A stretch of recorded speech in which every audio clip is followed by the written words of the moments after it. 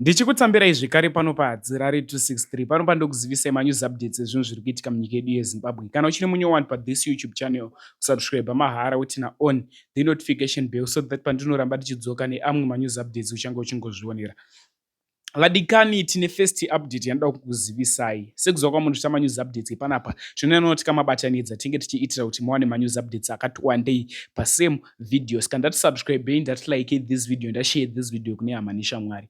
First update video rava Apostle Chiwenga apo pavanga vachitaura mashoko avanga vachitaura pamusoro papresident Mnangagwa. Dauti muone video, mapedza kuona video mutazva munofuka mucomment section sekuziva kwamunozviita nyaya idzi hatidziwedzeredze kana kudzitapudza, ndosaka tichifamba tiine proof yenyaya yacho. Ndatimboone this video.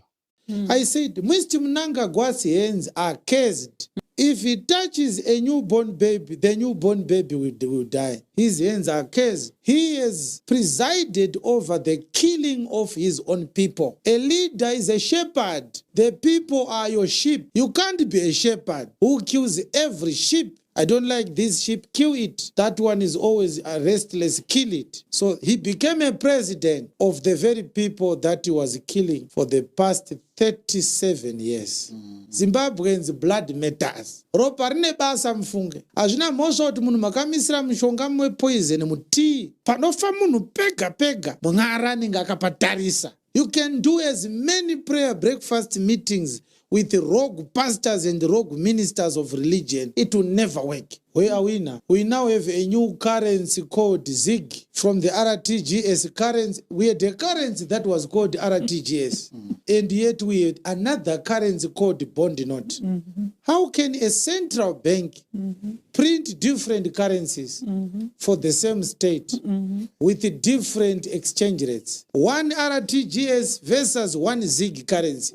What is more embarrassing is until today, not even the finance minister, nor the president, nor the central bank governor has admitted that their fiscal or their monetary policies have failed. There is no other explanation. Why are you replacing the RTGS with the ZIG currency? So what the Zimbabwean government is doing is that each time they fail to quell economic crisis, they come up with a new currency. It's like a woman who, after breaking up with every boyfriend, she changes her name. She was Rhoda when she was dating Prince. After their breakup with the Prince, she changes her name. My name is now Queen, and she dates John. After a breakup with John, she changes her name. My name is now Mary. Madam, your name is not the problem. Your character is the problem. You can change makeup, you can change your dresses, you can change your names. It will never improve your character. Next update video rava Geza. Geza nhasi vati vane mashoko avainawo avari kuda kuzivisa nyika yese yeZimbabwe. Ende ndine video futi ndine proof panyaya yavo yavataura pavataura mashoko avanga vachitaura.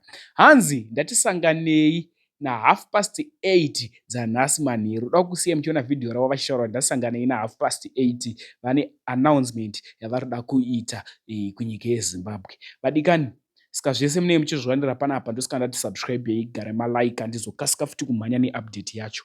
Much love. Fellow Zimbabwe, let's meet today at 2030. I have a special message to deliver to you. So please buy data. Ngatisanganei na 2030.